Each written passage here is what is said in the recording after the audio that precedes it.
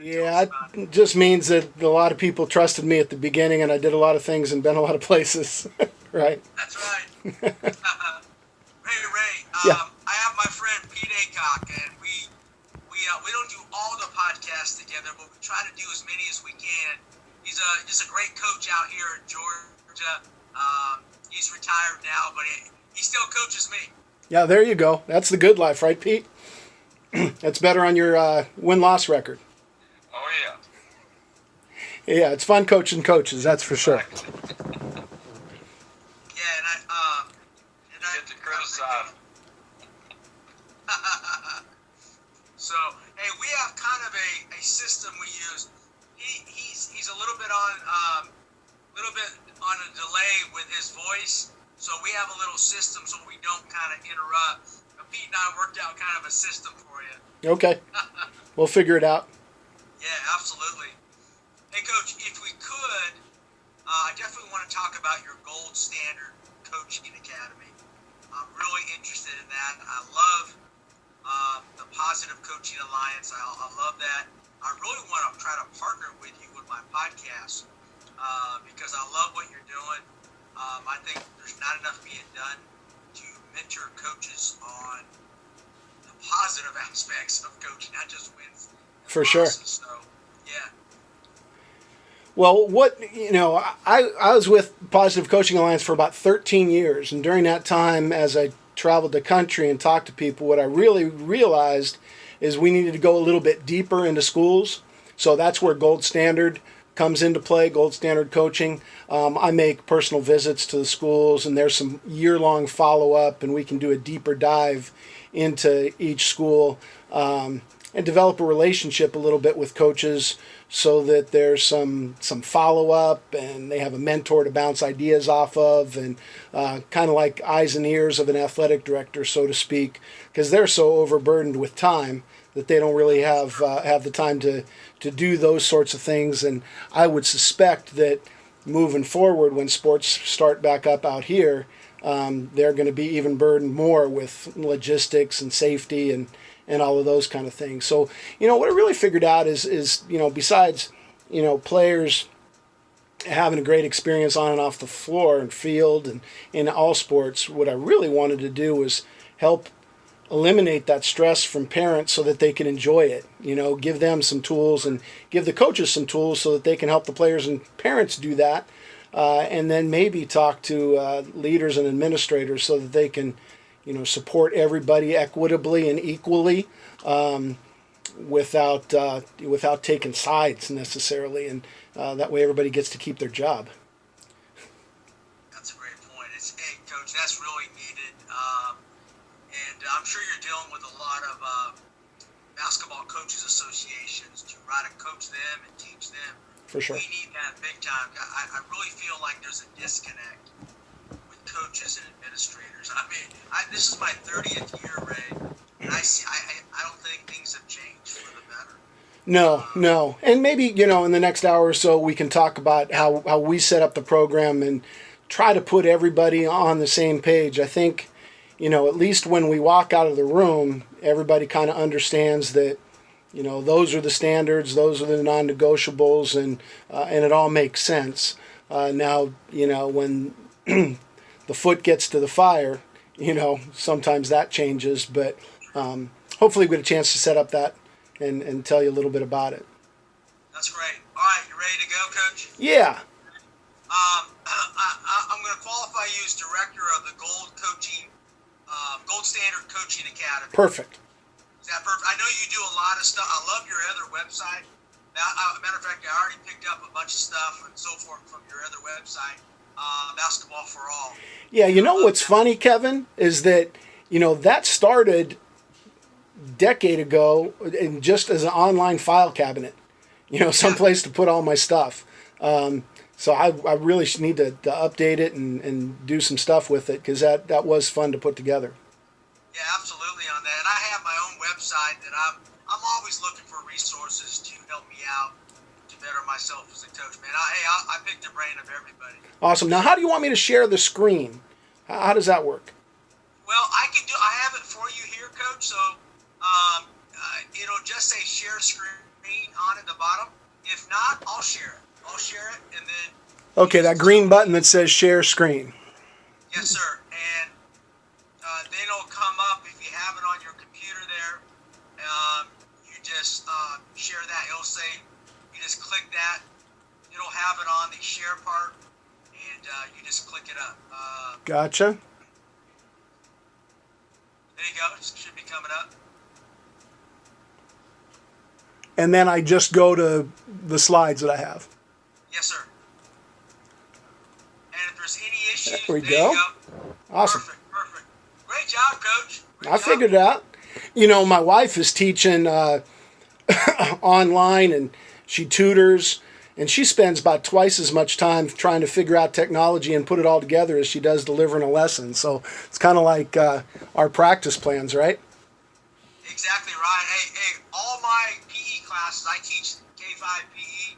It's all live Zoom. Yeah, crazy. So you better know a little technology. There you go. All right, Coach. Coaches, hey, let's welcome to the Championship Vision Podcast.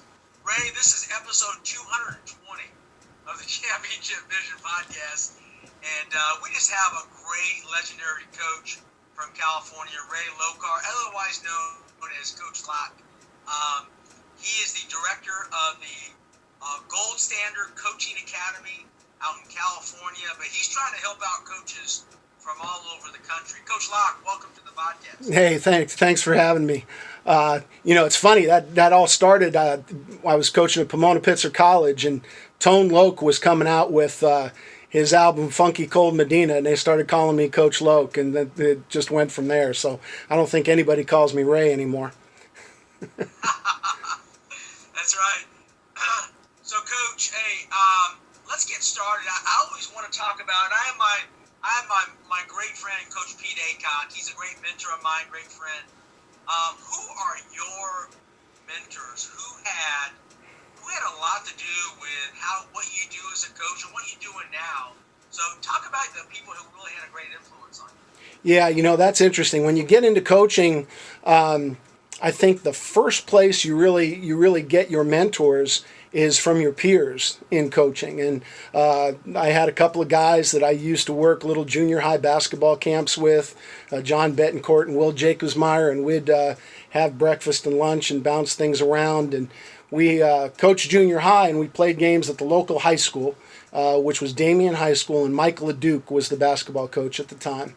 And Mike kind of wanted to do things his way. It was his feeder program, and you know, the three of us would butt heads sometimes, and stayed friends. When I moved to the high school level, kind of became competitors a little bit.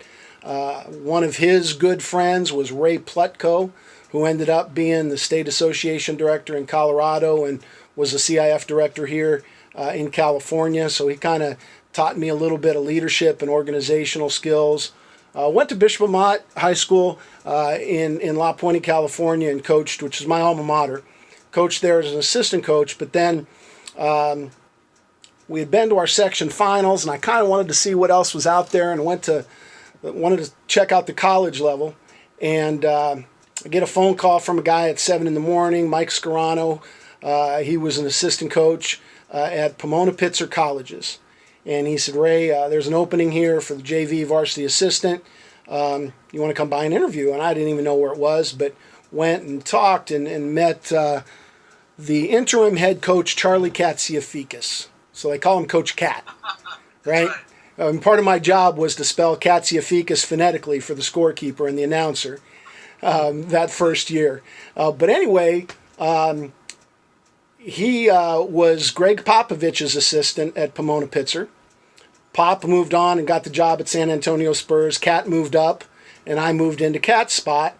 And, so essentially the guys lost Popovich and got me. You know, they came out a little bit behind on that deal. But so I got to coach all of his guys and really learned a lot from Coach Cat, who obviously had been with Pop for, 4 or 5 years. So, indirectly I'm a little twig on that tree, which is nice. So his philosophies and methods of teaching really probably solidified some things that I thought as I was going through college, really to become a coach. I mean, I took basketball theory 3 times in college, not because I failed, just because there was a different guy teaching it every time. One time was Andy Stoglin, who went on to be a coach, I want to say Louisiana Monroe or something like that. He was on that Glory Road team that won the title. Alan Van Winkle, who ended up being a coach at Southern Illinois, and then Dave Bullwinkle, who stuck with me for a long time as a mentor. So a lot of guys young, stole a little bit from all of them, and kind of figured it out from there and developed philosophy according to that. Yeah, there's some great coach. I'm from California. Are you? I'm from San Jose, California. I grew up going to the University of Santa Clara camps with Carol Williams and all the great coaches out there. I'm a California guy, even though I've been in Georgia for most of my life. California has some great high school coaches. A good friend of mine is Doc Shepler out there in California. I mean, I can go on and on about the guys I've interviewed.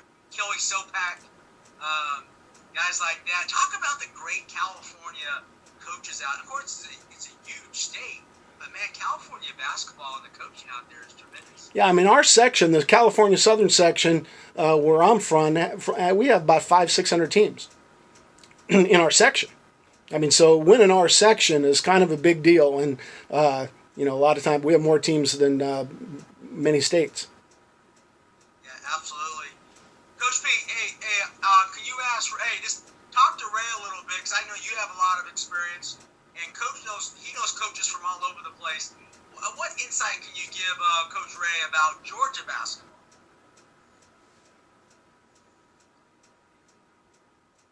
Georgia basketball is really, really improved over the last 25, 30 years. For a long time, the basketball coach was just simply an assistant football coach that a lot of times didn't know very much about it. But that's changed now. And the knowledge is out there. Truthfully, the amount of knowledge that's available to young coaches now, if you don't know basketball to a certain level, then there's something wrong with you, because it's out there if you just want to go get it. But my thing in the coaching thing is for young people is just to say this, is keep it simple. That doesn't mean that it's easy, but so many young coaches have never had a mentor where they could start out with a standard that was workable and it made sense and it was solid and fundamentally sound, so they have to slowly develop their own. And that's a hard way to go. And I think what happens is young coaches, they wind up teaching things that don't really matter that much. They might be, I hate to use the word cute, but it's not about what happens in the game. And if you keep this, it's just like, I think everything is about words, phrases, used over and over and over again. It's like, show me your friends and I'll show you your future. It's just, that sounds trite and simple, but it just applies everywhere, and it's just a truism. A phrase like, we're going to play fast, we're going to play furious, and we're going to run our system. Just something simple like that. I think so much coaching today has to do with over-coaching. Pete. If you're going to teach something, I think it's got to be 1, 2, and 3. Yeah, you're right. I was telling somebody a little while ago that even Einstein said, make it simple, as simple as can be, but not any simpler. Right? And if you can't explain it simpler, you don't know it well enough. Right? So your point about terminology is huge, and I think that's something that you develop, as time goes on, and you get to siphon down the things that are important. And maybe we'll talk about that a little bit too as we go through philosophy. Yes, absolutely, Coach. Let's get right into it. Let's delve into your gold standard. How can we become a gold standard coach? Yeah, well, that's interesting. We were talking a little bit earlier just about the things that we try to do. Because we try to talk to players, coaches, and parents and administrators because they all got to be in on the deal. It's all got to be, everybody's got to be on the same page. And so with players, we want them to have a productive experience, but coaches, like Pete said, we have to be able to put together our system so that they buy in, and they need tools and able to be able to do that. I hate to say these days, but things have changed over your 30 years, Kevin, my 40 years, and Pete probably a couple of centuries, right?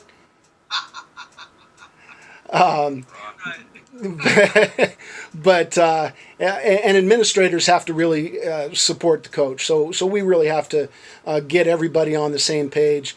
And I think as we're figuring it out, what the most important thing as a coach to do is to figure out what a coach really is and why it is that you're doing it. When I got into it, I grew up around the Wooden era down here in Los Angeles, and he was such a big deal. And, They Call Me Coach was one of the first coaching books that I read.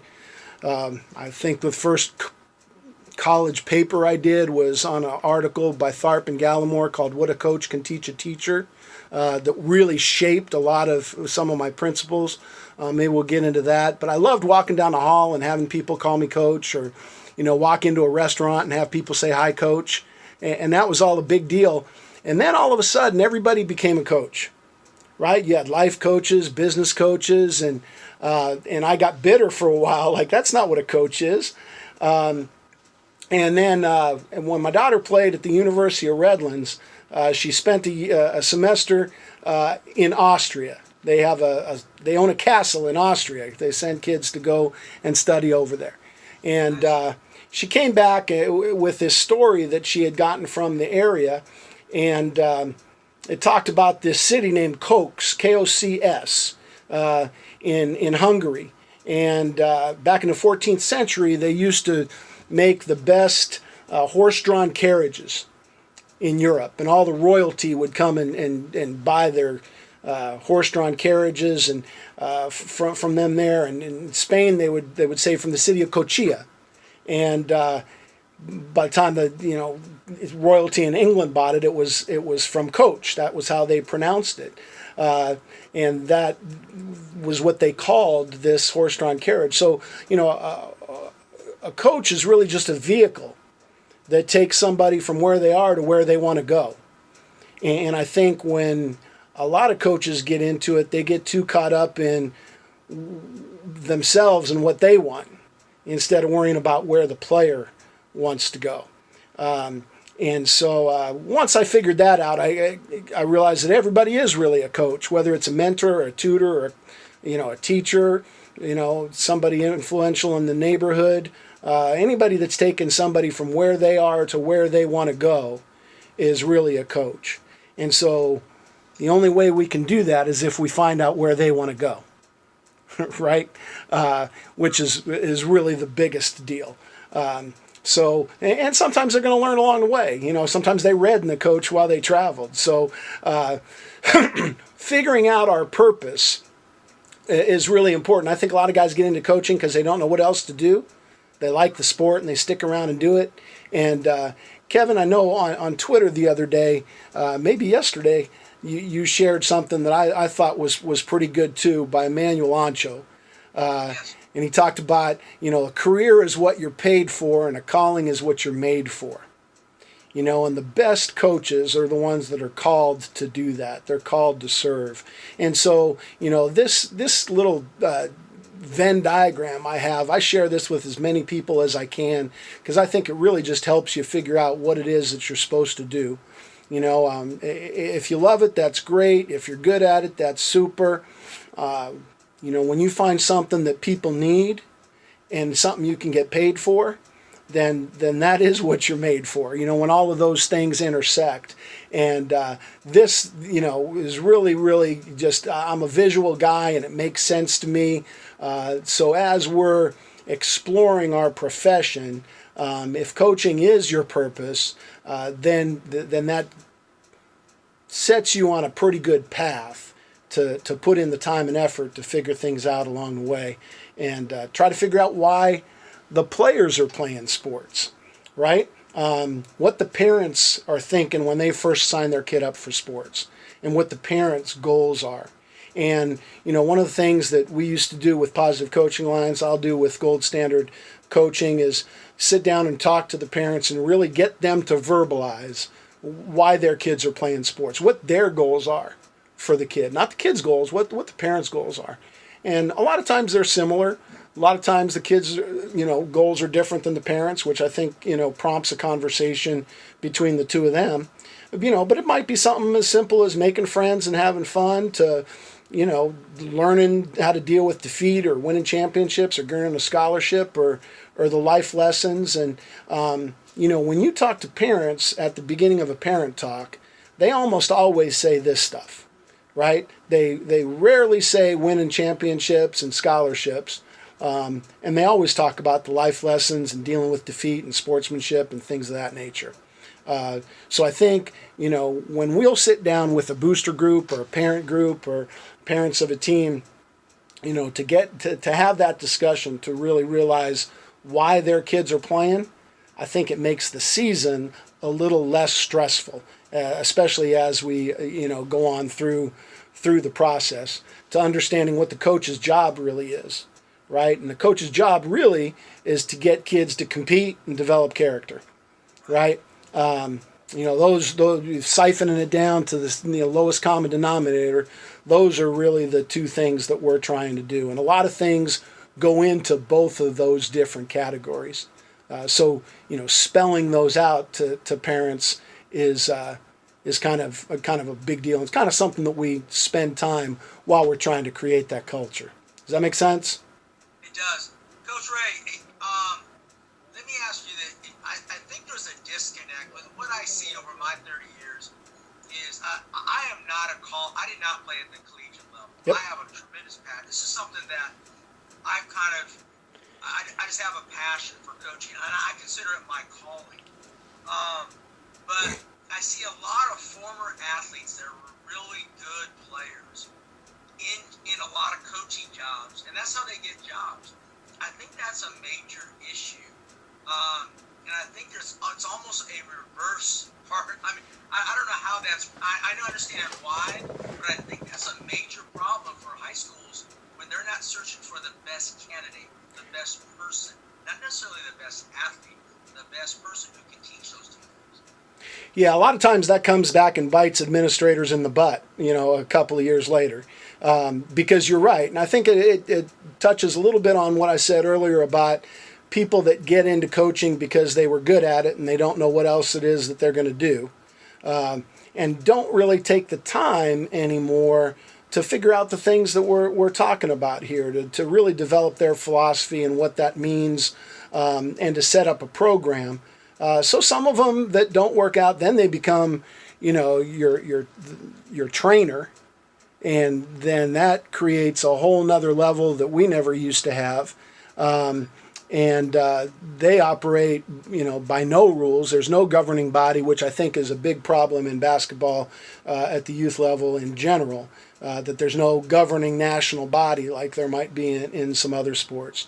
So yeah, that absolutely is a big thing. And, trying to get jobs so much now is about your ability to recruit. Now, fortunately, at the high school level, even, right? Can you bring in players? So a lot of times, that athletic cachet, might sell on the phone and in the room a little bit, and people think that translates, and it's not always a coaching thing as much as just the ability to recruit. So I think that set us back a little bit, but that doesn't mean that those people aren't talented. They just haven't really put in the time because people haven't put the focus on it yet as much as they should. And that's what we try to do. When we talk about getting them to develop their culture, they got to figure out what that means first, right? Absolutely. Yeah. Continue on, Coach. I love it. Yeah. I don't think they spend enough time thinking about everything. I think these are some things on the screen that are confusing to people, right? That they're interchangeable in a lot of ways when they try to answer a question. You hear people talk about their vision or their mission or their philosophy or style of play. And sometimes you'll talk about, you'll ask somebody what their philosophy is, and they'll say, well, we want to press and fast break and run multiple offenses. Well, that's not really your philosophy. That's your style of play, right? So you have to have a philosophy that fits that style of play. You talked about mentors. I was discussing just the other day with somebody. Me and a buddy were in a hotel lounge after a clinic at the coach's happy hour with Dean Smith and Ralph Miller for about 20 minutes by ourselves, and they treated us like we were buddies. And it was, maybe some of the best 20 minutes for a 21-year-old coach, ever. And got a couple of points out of that. Now, I don't know how much of that is really happening, anymore. Certainly clinics are down in terms of attendance. Everybody's attending their Zoom clinics and everything, but that kind of thing isn't really happening to help people understand that. And so, to me, your vision, that's like that thing, that snapshot in your head that it's utopia, what you really dream about. Maybe, it's like the picture on the wall with everybody, rushing the floor after a championship. That might be that vision that you want, but that's not really how you get there. And you don't want to dwell on that. I said I was at Bishop Amat High School, my alma mater, as an assistant. I went and spent 9 years at Pomona Pitzer with Coach Cat. That's turned into, I still keep in touch because my son is now his assistant in his 9th year with Coach Cat. Which is kind of interesting. He passed me in wins this past season because they've been a little bit better lately. But Cat's got 500 wins there as Pop's replacement. And actually, you're in Georgia. They had an amazing game against Emory in the not the Sweet 16, but the round of 32 to get to the Sweet 16. Tad Boyle at Colorado, his son hit a 3 at the buzzer to kind of end their 2020 season. Then they got on a plane to go to Chicago for the Sweet 16, and they got the news that the season was over, and they had to taxi back to the gate and let them off. So that's how the season ended. But yeah, so spending time with Cat was great, and it's kind of solidified some things. And then when I came back to Bishop Amat, I knew we had a really talented team I was the head coach now. I knew we had a chance, but I didn't want to dwell on winning. That was the one thing that I really learned from Cat and Pop. Went out to dinner one time when Pop came back to visit that first year, and he was saying that, basketball, you can't really talk about basketball like you're playing a game, right? You're not trying to win the game. It might be 100 games within that game, 50 on offense and 50 on defense. And the more of those that you win, right, the better you're going to like the results at the end, right? You string a few of those, together and put on a little mini winning streak in your possessions, and you're going to put on a little run. So that's really how we kind of approached it. I think on the back of our T-shirts that year, it said solid possession by possession. And I really bought into that. It really made sense, and Cat really drove that home, the whole possession by possession, mentality. And so when I came back to Bishop Amat, they had championship aspirations, and I got all the coaches together, and I said, this year we are not going to use the word win one time. And they looked at me like it was crazy. Of course we want to win. But we wanted to do that by playing one possession at a time, by the time we got there. And so our vision was a championship, but we were going to get there with a different process. So beginning of every season, you got to put on new nets on your rims. And so first practice, we pulled out the ladder, and we had the players cut down the old nets. And they kind of got into it, and it kind of gave them a vision of what that was going to be like. But I never said, this is where we want to be. We just put it out there for them. And then we practiced every morning, and we could have the 8:30 in the morning time slot on a Saturday, or the 10 o'clock, 10:30 time slot on a Saturday, and they all wanted to practice early so they could get on with their Saturday. And I says, no, we're going to practice at 10:30 because that's the time our section's championship game tips off at the Anaheim Pond. Sure. And then I never said anything about it again, right? And so planted those seeds early and then went about the process, right? And so started to develop our mission, so to speak. And you talked about mentors. When I was in one of those basketball theory classes, I think this one is Dave Bullwinkle's class. He had us do a paper, and the conclusion to that paper, I remember, was if you convince the players that you care about them, prove that you're knowledgeable, and work as hard as you expect them to, then they'll listen and try to understand, try to be a great teammate, and hustle, right? And I was 18, 19, that's what I wrote. And so then, Coach Pete, you talked about all of the stuff that we start to learn and the things that we teach that aren't really important, right? We get that 3-ring binder worth of, handouts and plays. And I remember, dropping that down, on the desk at Bishop Amat and told my assistants, this is what we're going to do. Like this was our philosophy. And so we're going through, we're having a pretty good preseason, but we're in the middle of a December practice that was just awful. And Kevin, I went on a rant. And, I just said, you guys, you're playing like you don't even care. Would you just think you're not even trying, and it went on and on and on. And thankfully finished practice. And when we did, I went back up into the office and I thought, doggone it, that's what I wrote 20 years ago, right? 20 years earlier, I wrote that it's important that you care, think, and try. And I forgot about all that stuff and got caught up in all the, drills and presses and tactics and scouting, films. And I forgot about care, think, and try, right? So, we just, bought into that, head and shoulders after that, and just talked about those, 3 things and enjoying it while we were doing it. And, that being able to simplify the things that are important. I think those qualities, as I thought about it, every quality or, everything that you want your kids to develop fits into one of those categories. Everything that they do, they got to care about what they're doing and how it affects other people, and they got to think about their job, and they got to try their best and all, and so we really tried to narrow it down, and being able to simplify it, Coach Pete, that was what enabled us to get a little bit better. And don't you, Ray, and I'm going to ask Coach Pete the same thing, you have to fight for your culture every day. And what our vision in our program, Coach Ray, is it's IOC, impact our community. Great. I mean, we want girls who are going to impact, not just on the school community, but outside, and we work on that every day. And then we have a philosophy in our program, what we call Row the Boat. And it's Row the Boat, introduced by University of Minnesota. Coach Fleck, yeah.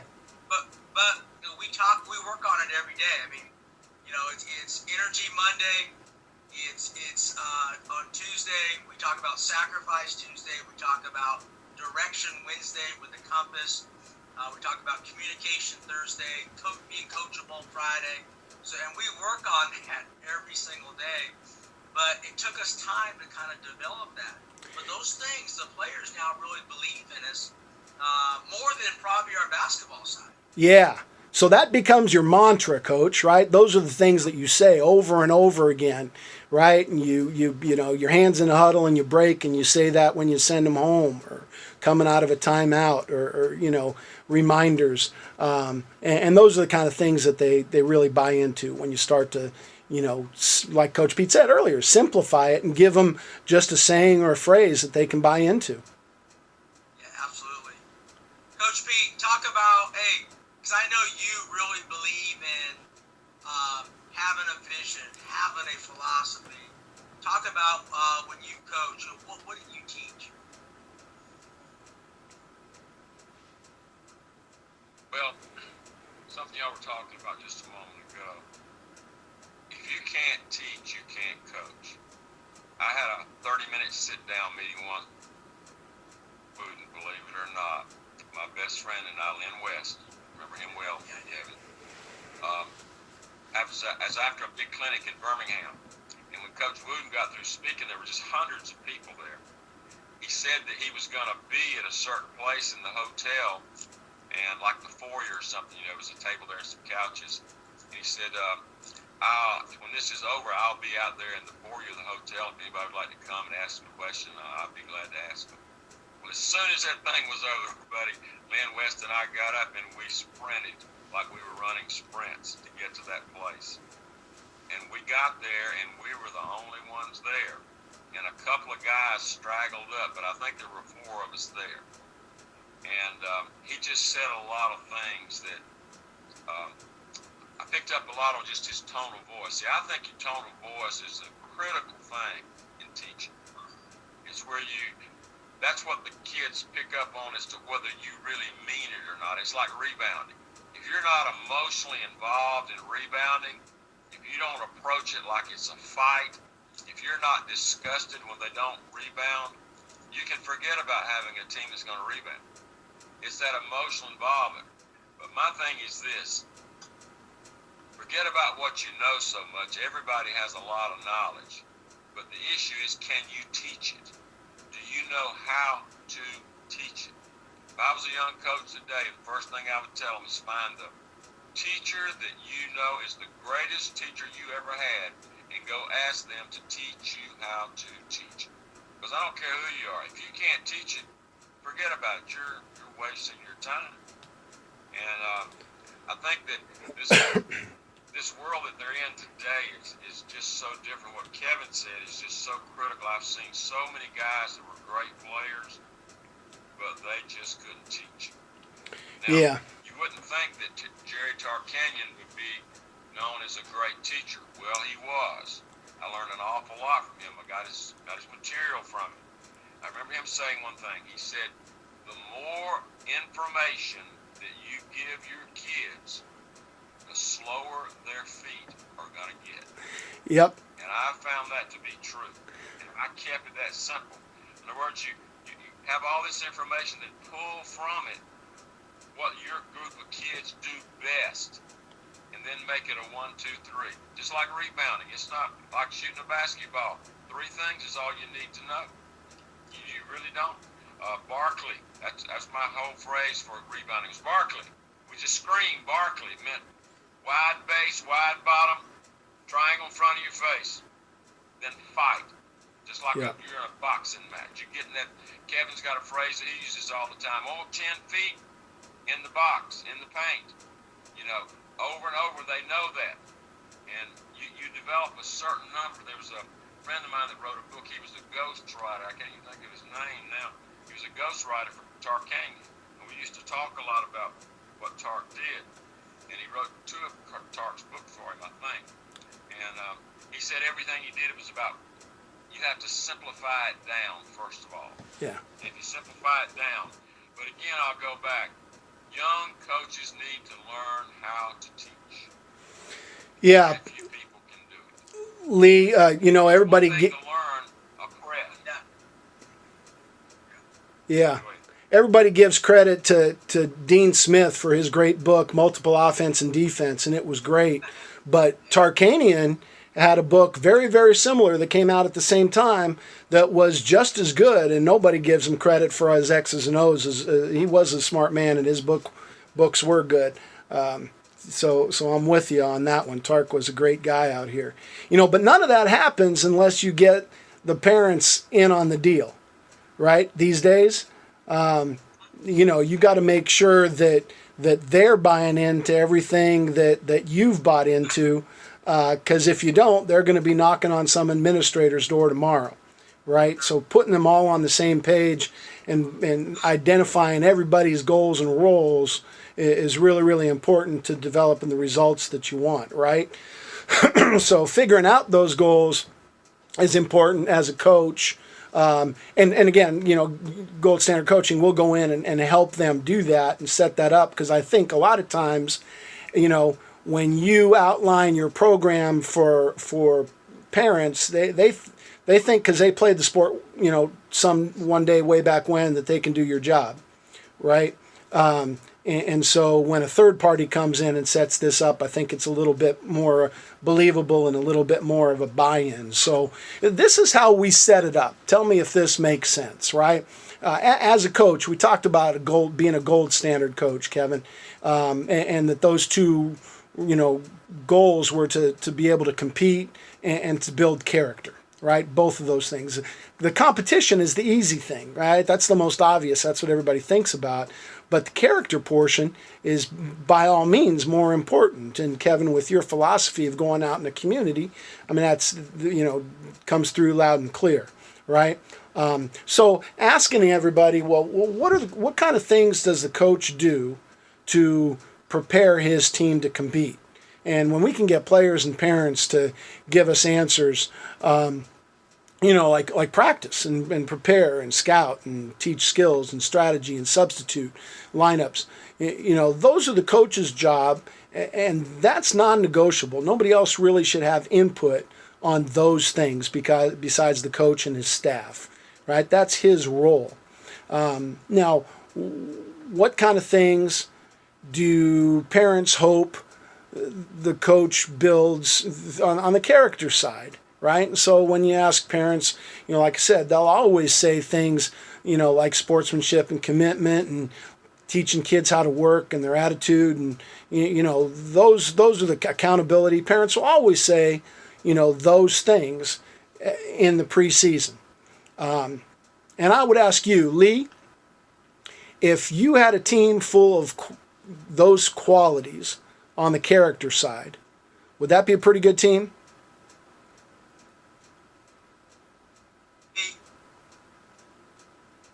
Oh, absolutely.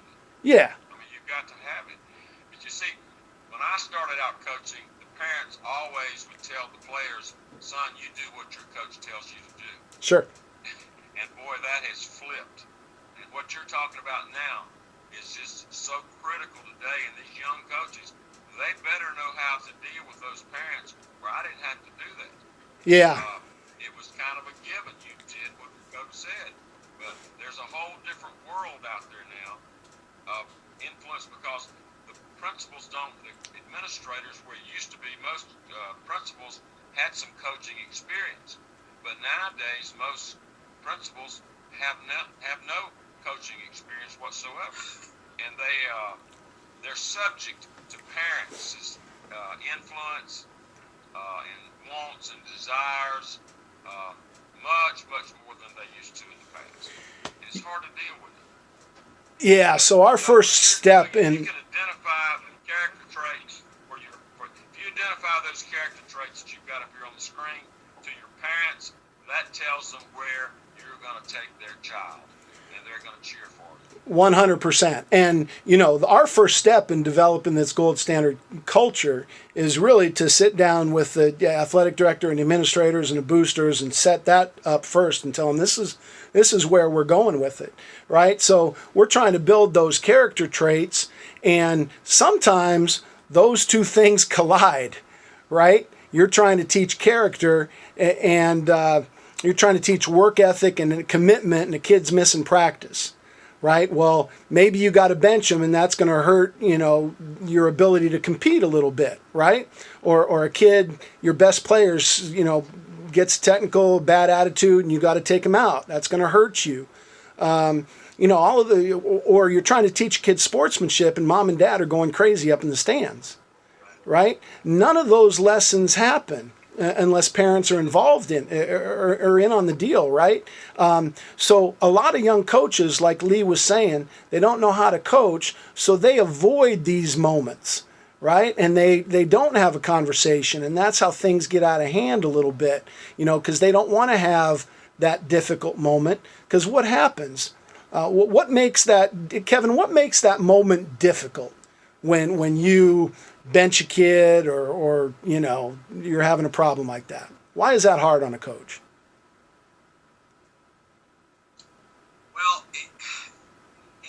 realize how much communication that I've had before. I think by developing those relationships ahead of time. But the problems that I've had in the past have been because I did not communicate well enough ahead of time to the parents what the expectations are. Sometimes we think we do, but a lot of times you gotta continue to communicate your expectation to the parents really as often as you can, so everybody has clarity.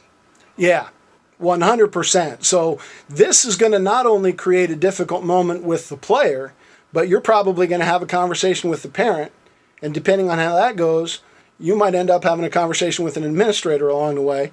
So, a lot of young coaches try to push that under the rug and just pacify people as time goes on, and then these character traits don't get taught, right? But each one of those difficult moments is a teachable moment, right? That's where kids really learn to become good people.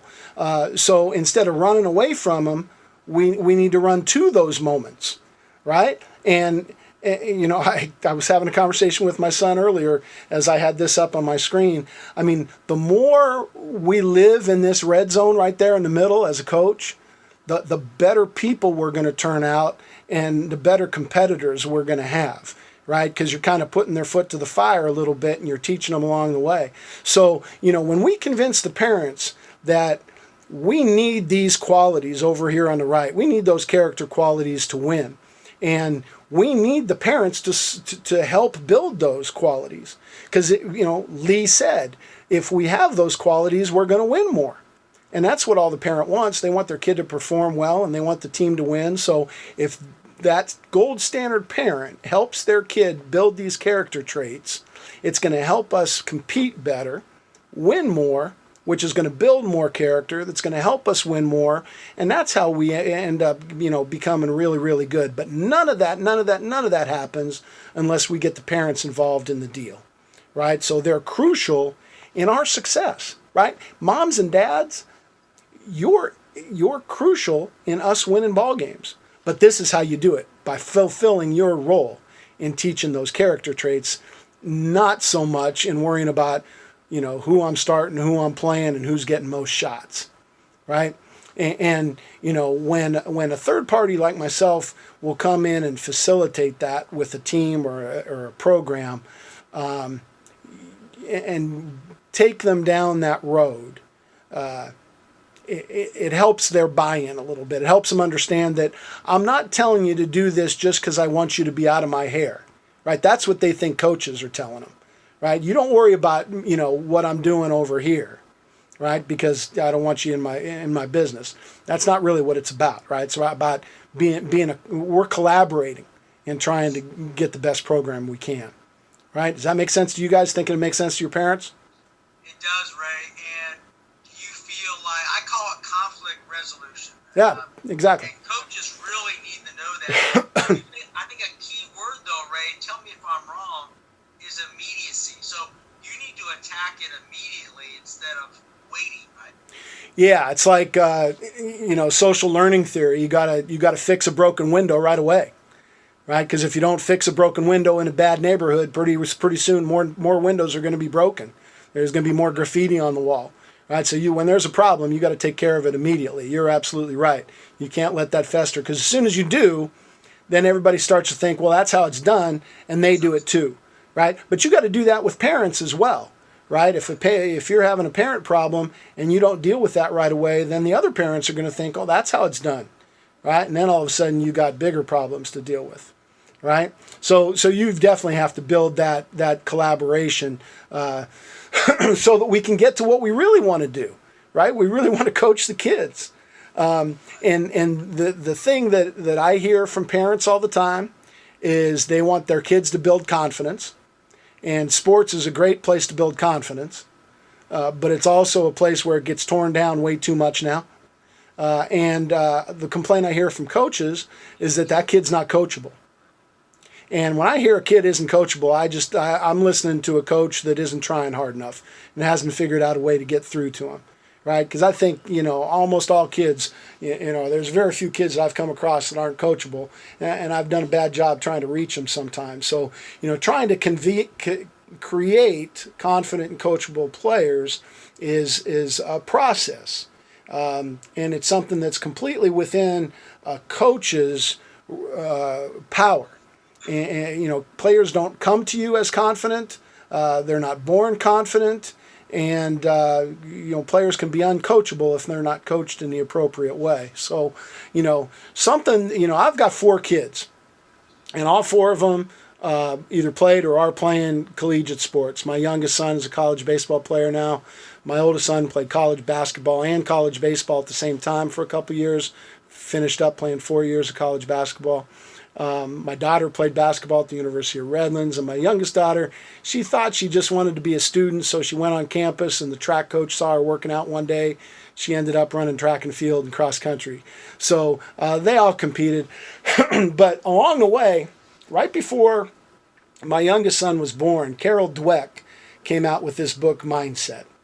And it just made all the sense in the world to me. Reading through the research at the time, my oldest son was in college, so he was he was a sports studies major, took some classes at Cal State Fullerton, got his master's at Cal State Fullerton with Ken Ravizza, was one of the best sports psychologists, ever. So we used to have this discussion all the time, and Dweck's, research would come up a lot. And it turned out it had, a relationship with her through Positive Coaching Alliance. But her concept of, kids with fixed versus growth mindsets is extraordinary. Kids with fixed mindsets, and you can identify them. Those are the kids that think that they're good because they're talented and they're gifted. People have probably been telling them how good they are all their life. And they kind of feel like, my talent is what got me where I am. Where kids with growth mindset, they realize that if they're not particularly good at something right now, what I need really to do is to work a little bit harder and get better at it, right? And so my youngest son was born right around this time, and I didn't change anything with the way that I talked to him about sports or academics. But what I did was add something to every sentence and attributed his successes, or sometimes his failures, to either his work or lack thereof that he had already put in that area, right? I mean, why you did well on that math test is because you did all your homework, right? You're really hitting the ball well because of all that extra time you put with coach on the tee. And so, he's tired of it, I'm sure, but I still do it. I still relate everything that he succeeds at back to the work that he put in.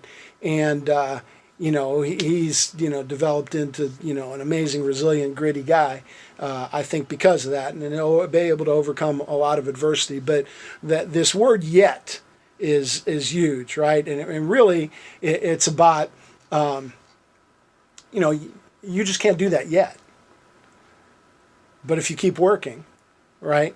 I remember my youngest son, when I was coaching him, he was probably in the 6th grade in basketball. He was coming down on a fast break.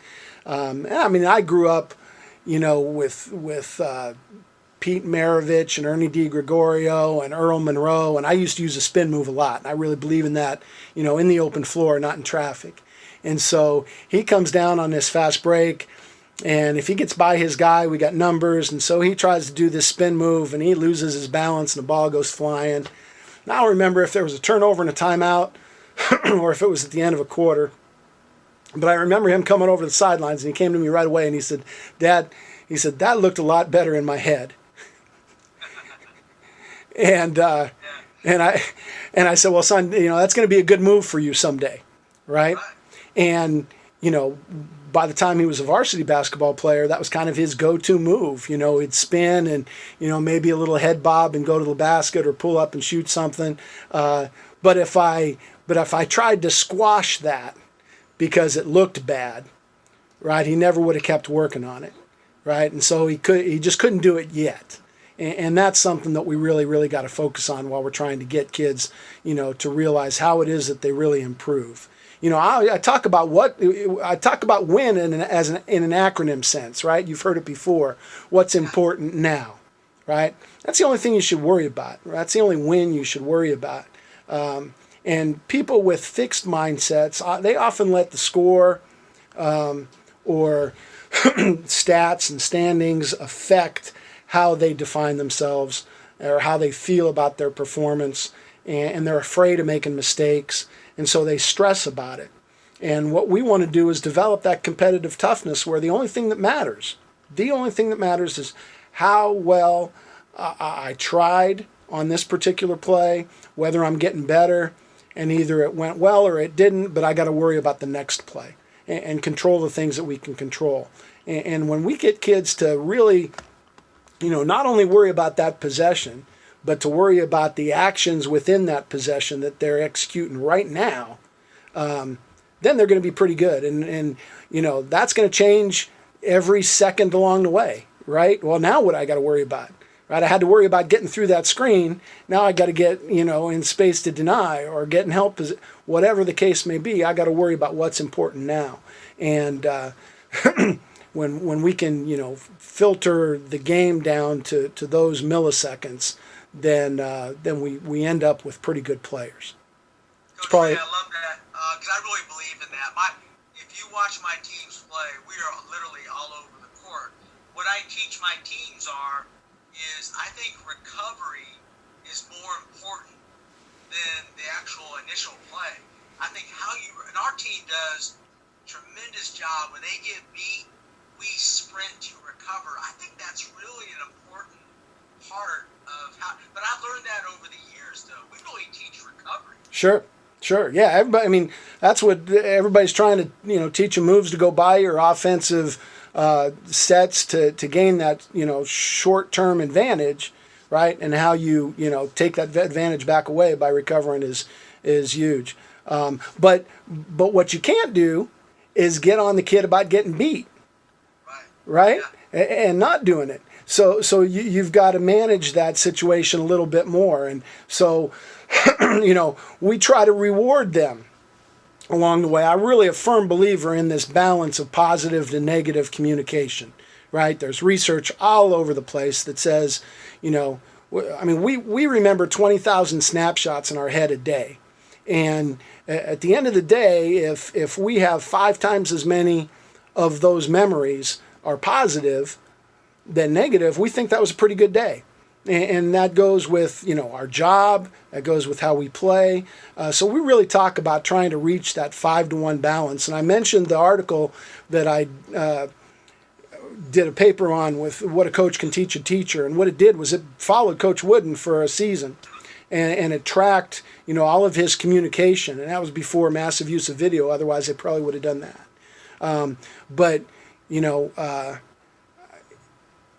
He used to praise and scold kids just about equal, but he had all sorts of other categories. And I was fortunate to work his very last basketball camp at Cal Lutheran, and I remember having breakfast with him that day. And I used to say, Coach, you didn't really praise your kids that much, which isn't really his image, right? He's got that grandfatherly image that he had. And he remembered this one. It was not written in any book anywhere, but I can remember it like he's sitting across the table from me right now. He said, when you take the time to teach your boys, there's an implied belief that they can achieve, and that belief is praise in itself. So his philosophy was that teaching is praise, right? When I take the time to teach you. So years later, when I got all this research about 5-to-1 and I started working with Positive Coaching Alliance, I went back to that paper. And when you take all of his positives, right, his hustles, and you add them together with all of his acts of teaching, it's exactly 5-to-1, which was amazing to me. So he didn't praise that much. And when coaches say, God, 5-to-1, I can't get there. And it's easy to get there. Because I use this phrase at the bottom of the screen, all the time with coaches. If I had, a 10-second conversation with a coach and they asked me the secret to teaching, I would tell them to relentlessly reward desired effort. Because a lot of things go into that, right? It means a kid's making an effort to do what you desire. And if a kid is making an effort to do what you desire, then recognize and reward that every single time, relentlessly, right? And if we do that, then we're going to get as many positives as we can, right? And that's going to outweigh the negatives, because there's a 1 there for a reason. We're supposed to correct. That's our job, okay? But the hard part that I think coaches miss is this opportunity to get, more positives into their coaching through teaching and through praise. Yeah, and I guess, for example, we focus so much on shots, right, Ray? Yep. Basketball, rather than what it takes to get that shot. Maybe we actually evaluate what we call screen assist. So we run a lot of ball screens. So if somebody sets a great ball screen and that player gets free, that's a screen assist. I totally believe in that philosophy. I love it. But it took me a while to learn. Yeah, we'll talk about charting in just a minute, because I agree with you 100%. That's awesome. Because what we're trying to get to is this ratio is hard to get to, right? Because when you fill that kid's emotional bank, right, they're tough and they're coachable and they're resilient and they play with some poise.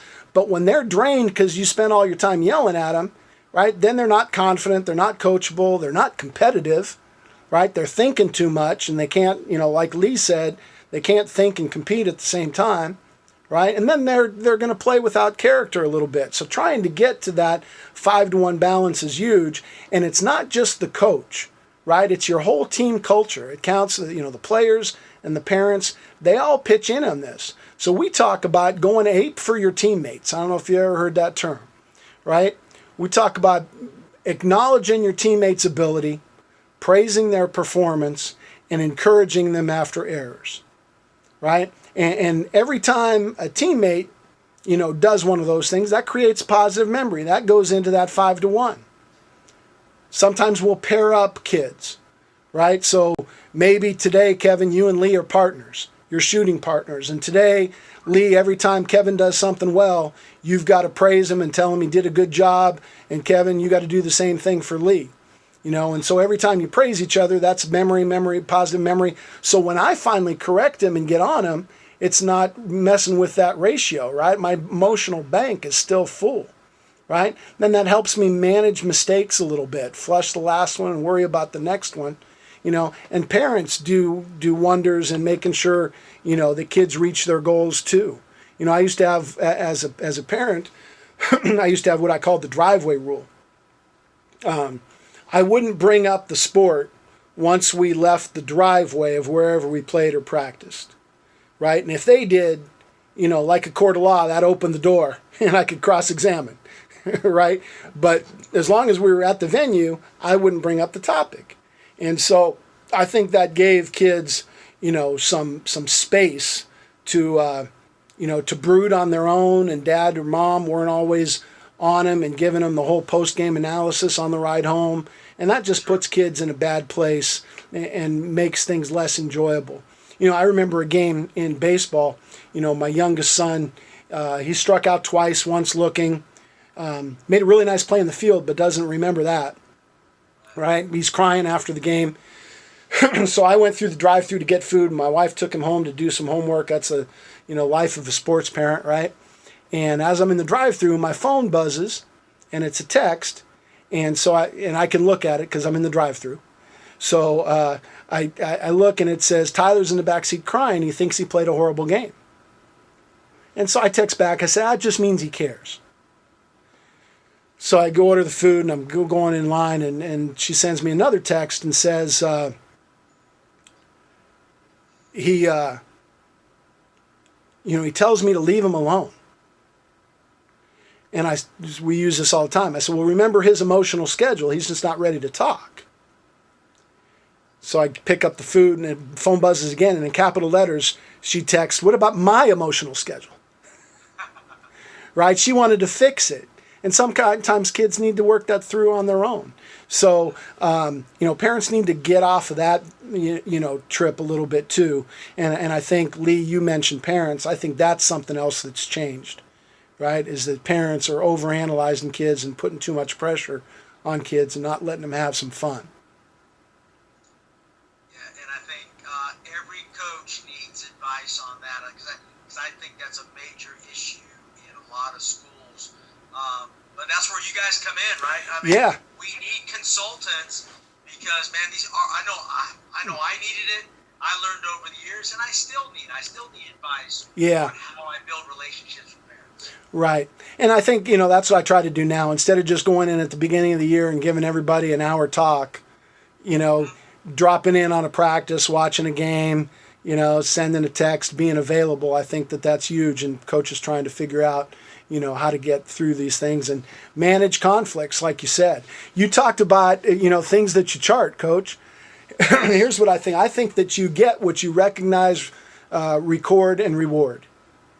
I totally agree. Right? Yes. So, if you were to look through some of the things, we went through a season where we were trying to change the culture of everything from practice attendance to effort. And so we came up with this program, kind of like Rick Pitino's old Bricks and Saves, but we called it Bricks and Bones because we were the Huskies, right? But we charted some of the negative things, late help, blow-bys on defense, not knowing your assignment, getting bad grades, right? Missing practice, missing games, those were negatives. But some positives, you talked about, screen assists. We talked about, the hockey assists, those kind of things, contested shots, blockouts. It's more important to chart, blockouts and missed blockouts than it is rebounds, right? Because one's an effort goal that leads to the other. So, I could send you that, but you definitely need to. You definitely need to chart things if you want kids to buy in. And then we had a whole program where we, would reward them after the game and recognize them. And I think, in the same vein as the turnover chain that's so popular now in football, right? When you can find a way to reward kids and recognize them, I think that's a good thing. To really get them to compete, and then how you develop your character is what we talked about a little bit earlier. So we want competitors of character. How do we do that, right? There's some qualities that we need between the lines, and then there's some character traits and life skills that we want to develop outside the lines. And when I ask athletes to talk about their best teammate ever, they always talk about kids having heart. And then I say, well, what does it mean to have heart? And they give me all sorts of things like they're positive and they never give up and they work really hard and they're tough. And, all of those things are really mental, right? None of them are cardiovascular for sure, right? It's all about the mind of a champion, not the heart of a champion. So we talk a lot about how you're going to develop that mental toughness. And I use this acronym TRG, right? Toughness, resilience, and grit. And when we can, develop those three things, then we're in a pretty good place. And again, this is another one of those things where words get mixed up, and I think coaches use them interchangeably. And the way I define toughness is the ability to focus on the one single thing that's most important right now. Right? That one, what's important now. Right? If I can focus on the one thing that's most important right now, I've developed some toughness, both physical and mental, right? So I'm under the basket, and I might get hit in the face, right? We're rebounding, Lee, right? And you got to be passionate about rebounding. And sometimes, you go through a little bit of struggle, and you might get knocked around. Nothing bugs me more than somebody that might get a little owie in the face, and they stop and act like, we need to call the ambulance. And then 10 seconds later, they're running back down the floor. Right? Or as soon as your team gets the ball back, they're open for a shot. Right? So what do I need to do right then? If I'm injured, well, then I need to worry about it. right? Then I need to go down, get some help or whatever. But if it's just an owie, what's more important, right? Getting back on defense, right? That's tough, right? When I can, go through a little bit of physical discomfort and still take care of my business, which is different than being injured, right? I never want, I always want to make sure I point out to the team the difference between those two things. Or I'm getting screened. Well, it's easy, to just allow yourself to get screened. It's tough to get through the screen, right? So develop that toughness. What do I need to do right now? I need to get through that screen. Now, resilience, that's bouncing back after a play doesn't go well, right? Something didn't go well. I missed a shot. I turned the ball over, threw it away. Well, all I know is I better be the fastest guy getting back on defense now if I threw it away, right? So that's resilience, being able to quickly recover from something like that. And then grit, I think, is that long-term thing, right? We're trying to win a league championship or whatever. We want to stick to this goal. I'm trying to improve something. So we want to develop all three of those things: toughness, resilience, and grit. Because nothing ever gets done, by anybody without, developing a little bit of grit. And we got to embrace that along the way, right? We got to embrace that struggle. Otherwise, we're going to give up, right? So that's kind of an in-game competition thing, and you got to be able to do that all the time. I ask players, how are you going to play at crunch time, right? Last 2 minutes, fourth quarter. And I always say, I'm going to work harder. I'm going to focus more. I was if you did that at the tip-off and we did it for, 32 minutes, it wouldn't be crunch time right now.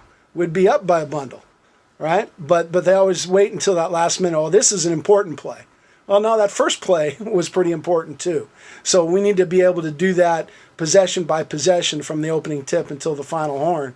And that's really what we want to take care of. And when we can build those habits on the court, it carries over to off the court, right? How you do something is how you do everything. And so when we learn how to compete that way, that's how we're going to take, the attitude that we're going to take into the classroom. As long as we're following the right people, right? Well, I'll ask people, are you a leader or a follower? And they always say I'm a leader, right? Like follower is a bad word, okay? But even my captain's got to be a good follower, otherwise he's not following me, right? I've got to be a good follower if I'm a coach, because I'm not, I got to follow the athletic director's principle and our athletic department's mission. So even good leaders got to be great followers, and we got to teach kids how to follow and how to choose, who to follow along the way so that they develop the right character, both on and off the court, right? Something that I caught, and Kevin, you coach girls, you're probably familiar with Kathy Delaney Smith, the coach at Harvard. She's been there forever, and if you haven't read any of her stuff, do so. But she's got this philosophy, act as if. And, she says, it helps you, challenges become insurmountable and goals become attainable anytime you can act as if when there's some struggle. So you're bored in class, right? Act as if it's exciting, right? You're tired after a game you had a night game, long bus ride home, you got to be at class at 7 a.m, act as if you're not tired, right? Take that hoodie off and bounce and say hello to everybody. And, you're losing by a lot, still have a good attitude, so if you act as if you have a quality that you want, a lot of people say fake it till you make it. I don't know that I like that, right? But, if I want some confidence, I need to act confident, right? We're starting to drill. I want to get to the front of the line. Okay, and act as if I'm ready and I want it. And when we take that attitude on the court and then off the court, now we're really developing some of these qualities that we try to instill. One of our Positive Coaching Alliance trainers from Arizona, her name's Kelly Cagle. She was actually the women's soccer coach at Virginia Tech during the shooting. So tremendous lady. We had a dinner at her house one day, and she had the Kegel family values over her fireplace, and it inspired me on the flight home to try to figure out, what can I put by my front door, to inspire kids in our house, and what do I want my team to think about. And so these are the qualities that we try really, really hard. We try to instill leadership and optimism and knowledge of whatever it is that they're doing, and a positive attitude and respect others.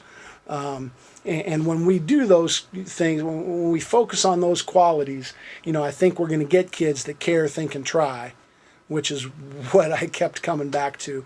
And we're able to build our brand, right? Kids, have this opportunity to sell themselves, right? Lee talked about teaching, coaching and playing. You're teaching or you're selling, right? And we want those kids to convince everybody that they're a student athlete, right? That they're really, really everything that a student athlete means. They're, committed, they work hard, they're a good team member. And then people want to be around those kind of people. They want to recruit you to go to college. They want to hire you to be their job. So everything they do with how they behave to, Snapchat and Twitter and, Instagram and all that, we talk about the rule of 4, right? Everything you put on the internet is for everyone. It's forever, and people are slow to forgive and forget, right? So, work really hard to build that brand so that you're kind of person, that can contribute a little bit to the community, because people want to hire those student athletes. This Fortune 500 thing I talk about all the time. There was a research study. 90% of Fortune 500 CEOs played sports, and only 6% of Fortune 500 CEOs are women. But 90% of those women played sports. So when you develop all of these qualities that we're talking about, that's really the end game, right? Not putting the ball in the basket and winning ball games. It's really about building those life lessons and building people that are contributing to the community in a positive way. That's really what I try to do as a coach, and what has evolved into this gold standard coaching venture that I've gone into to help others, aspire to do the same thing. Yes, and Ray, I love that. Matter of fact, I took tons of notes, and I love that. I'm going to add some things in. I love the act as if, because I think don't you have to tell your mind what you're going to do? 100%. The mind is naturally negative. Yeah. Yeah. When you convince it, it's going to get it done, right? I mean, a lot of that research is done on prisoners of war, right? People that have had a positive attitude and act as if are the ones that end up, surviving. I totally agree. Hey, before I ask Pete to give us just some insight into what he got from the presentation. What do you do if a coach, because I really want to work with you on sharing this with other coaches, give us an example of a program or coach you're working with right now, maybe some area of weakness that they need to strengthen. Kind of give us an example. Yeah, I think like Lee said, the biggest thing that coaches come with me now is how to establish that culture that works together and have, the parents and the coaches, kind of on the same page and have that collaboration. I've done some work with Pacific Ridge High School down in San Diego, some coaches at Burbank High School out our way. But what I would typically do is I'd come in and we'd do we might do one of those talks with each of those different groups, focus groups, whether they're leaders or coaches, parents and athletes, take a little climate survey. I have a little questionnaire that, kind of grades each of those constituents in a particular way to see what they're doing in the areas that we're talking about towards that positive culture, so we know what it is that we're going to try to attack. Two things, something from each aspect. I think players buying into the team concept, coaches being able to communicate in a positive way, parents supporting the coach, and administrators and leaders having the courage to support the right person and not just kowtowing to parents' whims are probably, the biggest problems in each of those categories. Coach Pete, talk about, Coach, you were a principal and a coach. I think this is really important. I don't think it's done enough. Kind of tell what would you utilize within this program? I think nowadays this has to be inserted into programs. Well, all of this needs to be used. This is, I don't know if you're aware of a guy named Jordan Peterson. He's a great writer, wrote a book here. It's sold 4 or 5 million copies. It's called 12 Rules for Life. And he speaks and always has every venue's full of young men, almost exclusively young men. And I just recommend that to you. Don't need to get into it tonight, but Jordan Peterson, The Rules for Life. It is a fabulous read. He's the smartest human being I've ever listened to in my life. But no, I've been a pastor of a church and a principal and a coach, all of them for over 20 years apiece, but they were done concurrently. So I've seen these things you're talking about through all the lenses. But I do know this, what you said, one of the most important things is about reward. Whatever we reward, you will get more of. Now that's just a bottom line, because to these kids we're coaching and teaching, I want to tell you, our approval is their reward. We mean so much more to them than what we ever dreamed. Yeah. It really is. What you reward, you get more of. And the other thing, what you're talking about, I preached a sermon one time, a long time ago, about when the church, the family, and the school all sing the same song, Johnny and Sally turn out really well.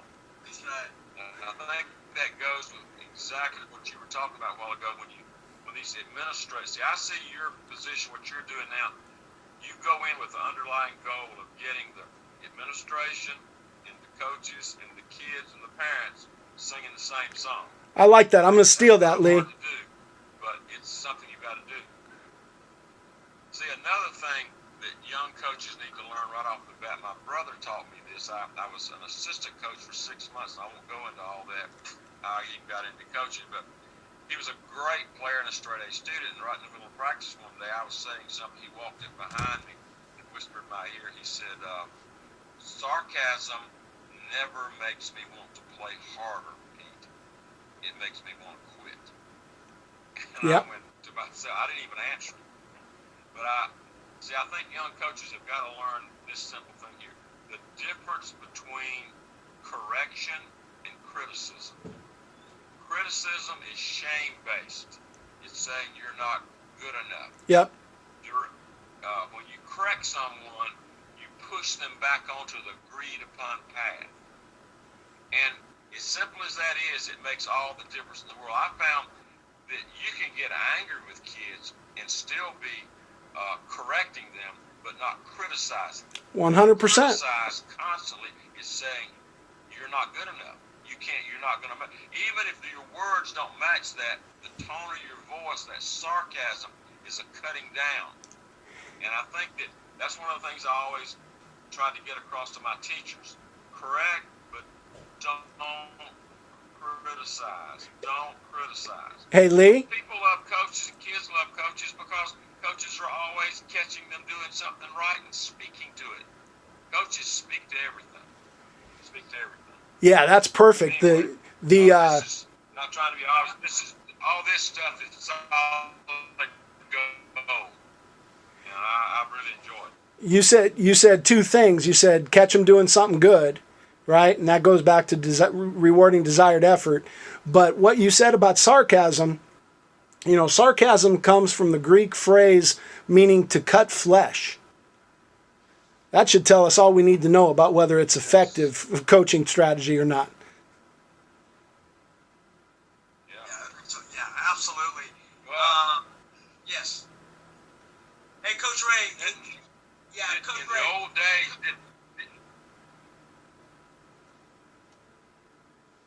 didn't we all grow up on sarcasm, though, in the old days? Yeah. See, I grew up under Bobby Knight and people like that. For sure. I went to clinics with him and listened to him talk, and it's a whole different world now, though, isn't it? These No kids doubt. are different. No doubt. But education is too, and teachers have learned to adapt and come up with different teaching strategies. Lord knows in the last 8 months they've flipped that on their ear, so there's no reason why coaches can't figure out a better way to coach too. Coach Locke, man, I really appreciate how you have educated me and our listeners, and I want to know, please tell us, how can we get a hold of you? I'm going to send this out to not only my social media, but as many coaches as I know here in the state of Georgia, around the country. So what's the best way to get a hold of you? Yeah, I'm all over Twitter at Coach Loke. So that's probably the quickest way for everybody to get a hold of me. The website's goldstandardcoaching.com. Email's up there on the board, Coach Loke at goldstandardcoaching.com. Being able to come out and give some of those talks and take people through the program and figure out where your individual school or program or organization needs to go is the first step, and then the follow-up is what's really most important to make sure that those ideas stick. I totally agree, and I just want to remind the listeners that you got 2 great videos out as well from Championship Productions. Is the youth fundamentals video, and also the youth practice, I think it is. Tell us about that, because I don't think there's enough teaching on how to teach the youth within our program. No, actually, that was the purpose of it, actually. Championship Productions got a hold of me through Positive Coaching Alliance and at the time, and wanted something directed specifically at youth. So what I did was, I just grabbed a bunch of players. They weren't my team, because that's what a lot of youth practices are like. It doesn't look nice and snazzy like a lot of videos do, where they've been working on that drill for months and years, and youth coaches will look at it and figure that my team can never do that, right? So take a bunch of ragtag kids and put them through it. I think one of the things that people might get out of it most is just the manner in which we're talking about, and how you communicate with kids and how specific you have to be. For example, there was a situation where I was telling my youngest son, who'd seen 1,000 games in his life, hey, make that kid go left, and he drove right. And I said, make that kid go left, and he drove right. And next time he came off, I said, Tyler, I said, make him go left. I said, he was going to my left. Exactly. So we got to be really specific. So I think that's part of it, and then practice structuring is something that you get out of it too. But that was a fun video to put together. I should probably give them a call and get back on the video train with them as well. Yeah, for sure on that. I think it's a great video, matter of fact. Coach Loke, I really appreciate it. Do you have any final words you would like to share about the gold standard of coaching and so forth? Any final words? You have offered so much golden nuggets for me and our listeners. Any final advice for a coach starting out under complete duress now with all the COVID situations? What advice would you give? Yeah, take some time and figure out why you really want to coach. Figure out your purpose. Care about what it is that you're doing. Think about it. Put deep thought into it. Give your best effort, and relentlessly reward desired effort.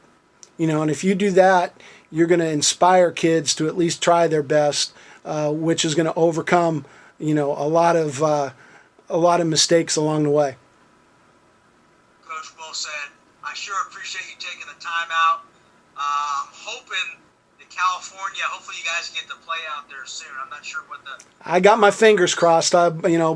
My son's hoping to, get on the college baseball field. So I with every ounce of my being, I want that to fix. Yeah, for sure. Ray, thank you so much. I wish you the best, and thank you for enlightening us a little bit more. I appreciate you, Kevin. Thank you, Lee. Right. Good.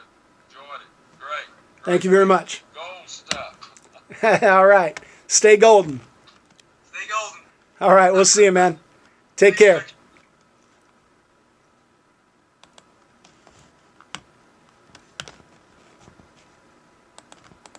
this.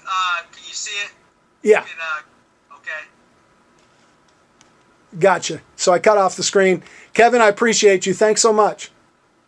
Ray, thank you so much. I appreciate it. Stay in touch. I really want to